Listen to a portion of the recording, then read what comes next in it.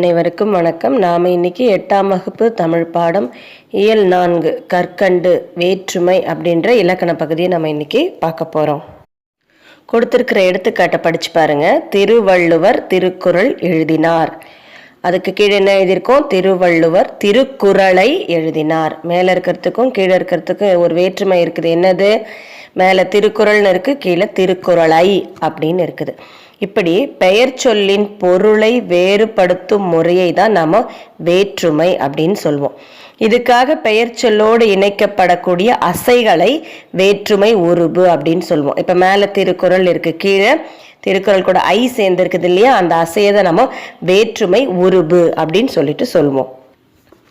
வேற்றுமை மொத்தம் 8 வகைப்படும். முதல் வேற்றுமை, 2ஆம் வேற்றுமை, 3ஆம் வேற்றுமை, 4ஆம் வேற்றுமை, 5ஆம் வேற்றுமை, 6ஆம் வேற்றுமை, 7ஆம் வேற்றுமை, 8ஆம் வேற்றுமை அப்படின்னு சொல்லுவோம். முதல் வேற்றுமைக்கும் 8ஆவது வேற்றுமைக்கும் உருபு கிடையாது. நடுவில் இருக்கிற 6க்கு தான் உருபு உண்டு. இதை எளிமையாக மனப்பாடம் பண்ணணும்னா எப்படி மனப்பாடம் பண்ணலான்னா, பெயர் ஐயாள்கு இன்னது கண்விழி அப்படின்னு ஞாபகத்தில் வச்சுக்கணும்.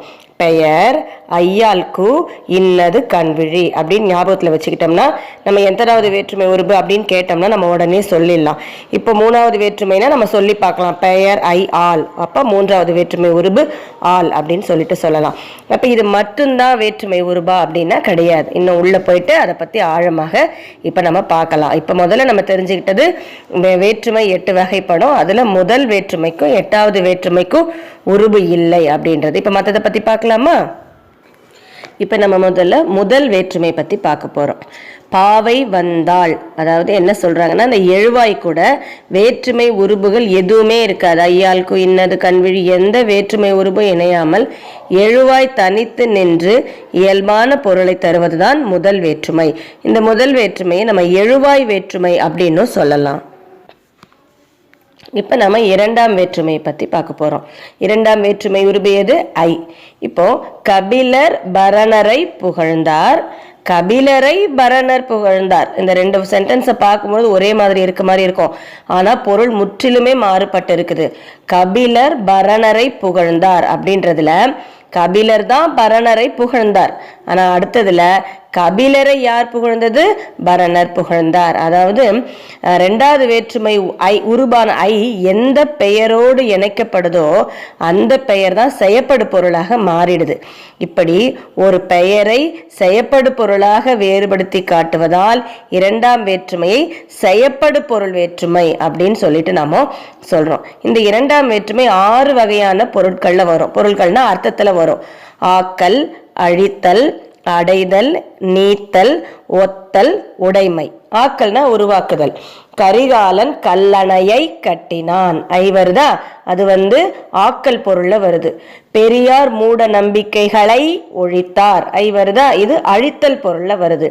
கோவலன் மதுரையை அடைந்தான், இது சென்று அடைகின்ற பொருள்ல வருது.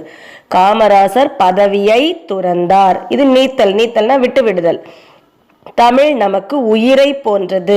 ஒத்தல், ஒத்தல்னா அதற்கு சமமானது. நமக்கு தமிழ் உயிரை போன்றது. உயிரை, ஐ வருதா? வள்ளுவர் பெரும் புகழை உடையவர், உடைமை தனக்கு சொந்தமானது. இப்படி 2ஆம் வேற்றுமை உருபான ஐ இந்த 6 வகையான பொருட்களில் வரும்.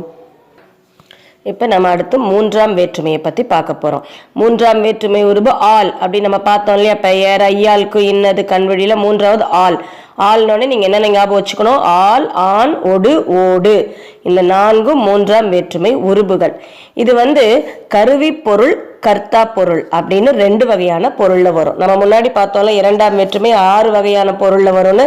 அதே மாதிரி இந்த 3ஆம் வேற்றுமை கருவி பொருள், கருத்தா பொருள் அப்படின்னு 2 வகையான பொருள்ல வரும். முதல்ல கருவி பொருள் முதற் கருவி, துணை கருவி அப்படின்னு 2 வகைப்படும். முதற் கருவினா என்ன அப்படின்னா, எடுத்துக்காட்டு மரத்தால் சிலை செய்தான், அதாவது அந்த கருவியே செய்யப்படும் பொருளா மாறுவது முதற் கருவி. துணை கருவினா உளியால் சிலை செய்தான், ஒன்றை செய்வதற்கு துணையாக இருப்பது துணை கருவி. அடுத்தது நம்ம தெரிந்து கொள்ள வேண்டியது கருத்தா பொருள். கருத்தானா செய்கிறவர். கருத்தா பொருள் வந்து ஏவுதல் கருத்தா, ஏற்றுதல் கருத்தா என இரு வகைப்படும். இது ரொம்ப முக்கியமானது, இது நல்லா தெரிஞ்சுக்கணும். ஏவுதல்னா கட்டளை இடுதல், மற்றவங்கள செய்ய சொல்லி ஏவுறது தான் ஏவுதல் கருத்தா. கரிகாலனால் கல்லணை கட்டப்பட்டது. கல்லணையை கட்டினது யாரு? கரிகாலன். ஆனால் அவர் நேராக போய் அவர் செஞ்சாரா? இல்லை, அங்கே வேலையாட்கள் தான் செஞ்சாங்க. ஆனால் அவர் ஏவுதல், அவர் செய்ய சொன்னார், அப்போ அது ஏவுதல் கருத்தா. தானே செய்வது இயற்றுதல் கருத்தா. சேக்கிழாரால் பெரிய புராணம் இயற்றப்பட்டது, திருவள்ளுவரால் திருக்குறள் இயற்றப்பட்டது. அவரே அந்த வேலையை செய்தால் இயற்றுதல் கர்த்தா, மற்றவரை செய்ய வைப்பது ஏவுதல் கர்த்தா. இப்ப அடுத்தது நம்ம ஆள் பார்த்தோம். மூன்றாம் வேற்றுமை வரும் ஆண். ஆண் அப்படின்றது செய்யுள்ளதான் வரும். புறந்தூய்மை நீரான் அமையும். நீரால் அமையன்றதுக்கு பதிலாக செய்யுள்ள நீரான் அமையும். அப்ப ஆண் என்ற மூன்றாம் வேற்றுமை உருவு அங்க வந்திருக்குது. அடுத்தது ஒடு ஓடு. அது எங்க வரும்னா உடனிகழ்ச்சி பொருள வரும். தாயொடு குழந்தை சென்றது, அப்போ ஓடு வந்திருக்கு. அமைச்சரோடு அலுவலர்கள் சென்றார்கள், அந்த இடத்துல ஓடு அப்படின்றது வந்திருக்குது.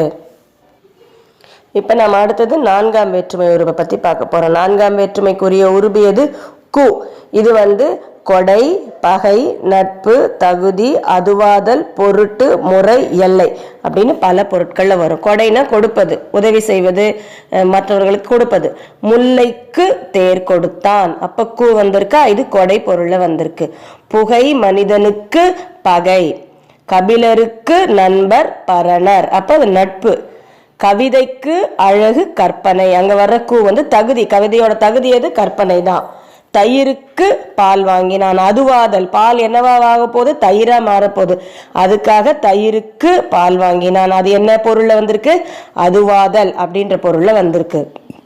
தமிழ் வளர்ச்சிக்கு பாடுபட்டார், தமிழின் வளர்ச்சியின் பொருட்டு பாடுபட்டார்னு அர்த்தம்.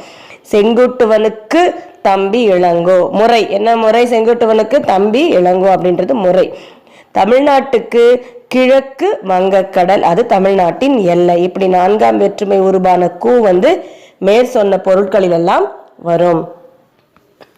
இப்ப நம்ம ஐந்தாம் வேற்றுமை உருவு பார்க்க போறோம். ஐந்தாம் வேற்றுமை உருவு பெயர் ஐயால் கு இன்.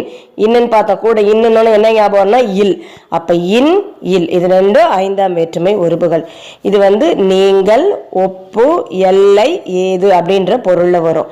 நீங்கள் தலையின் இழிந்த மயிர், இன் அப்படின்னு வந்திருக்கு. தலையிலிருந்து கொட்டி போன மயிர், அதாவது நம்மளுடைய முடி அப்படின்ற பொருள்ல வந்திருக்கு.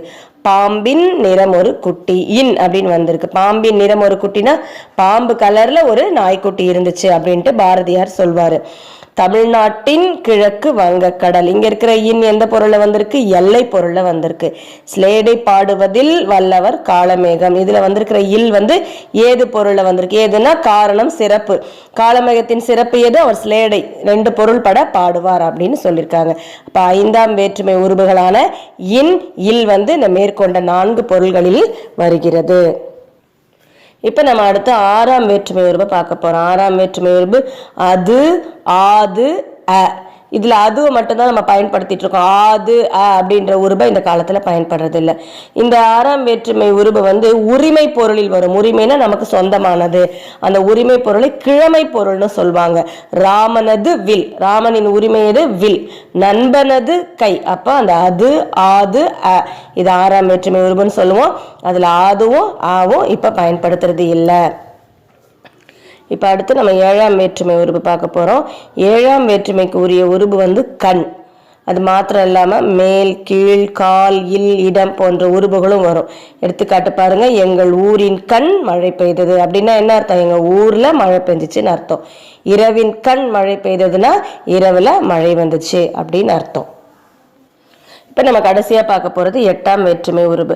எட்டாம் வேற்றுமைக்கு உருபு இல்லை அப்படின்னு சொன்னா அது விழி பொருள்ல வரும். விழித்தல்னா அழைத்தல் அப்படின்னு அர்த்தம். இப்ப வந்து அண்ணன் அப்படின்றது அண்ணா, தலைவன் அப்படின்றத தலைவா அப்படின்னு கூப்பிடுறோம். தோழன் என்பதை தோழா அப்படின்னு அழைக்கிறோம். அதுதான் நாம விழி வேற்றுமை. புலவர் என்பதை புலவரே அப்படின்னு சொல்லிட்டு அழைக்கிறோம். இதுதான் எட்டாம் வேற்றுமைன்னு சொல்றோம். எட்டாம் வேற்றுமைக்கு உருபு இல்லை. இப்ப நீங்க இது வரைக்கும் பார்த்திருப்பீங்க வேற்றுமை அப்படின்னா என்னன்னு பார்த்திருப்பீங்க. பெயர் சொல்லின் பொருளை வேறுபடுத்தும் முறையை தான் வேற்றுமைன்னு சொல்றோம். வேற்றுமை 8 வகைப்படும். அதுல முதல் வேற்றுமைக்கும் 8ஆம் வேற்றுமைக்கும் உருபு கிடையாது. நடுவில் இருக்கிற 6 வேற்றுமைகளின் உருபுகளை நம்ம பார்த்தோம். அதை ஞாபகம் வச்சுக்கணும். நம்ம எப்படி மனப்பாடம் பண்ணணும்? பெயர் ஐயாளுக்கு இன்னது கண்விழி அப்படின்னு ஞாபகத்துல வச்சுக்கிட்டா நமக்கு எல்லாமே ஞாபகத்துக்கு வரும். நடுவில் இருக்கிற 6 வேற்றுமைகளின் உருபுகளை பார்த்தோம். அது என்னென்ன பொருள்களில் வருது அப்படின்றதையும் நம்ம இன்னைக்கு தெரிஞ்சுக்கிட்டோம். இப்ப நீங்க மதிப்பீட்டு பகுதியில் இருக்கிற வினாக்களுக்கு விடை எழுதி அனுப்பணும்.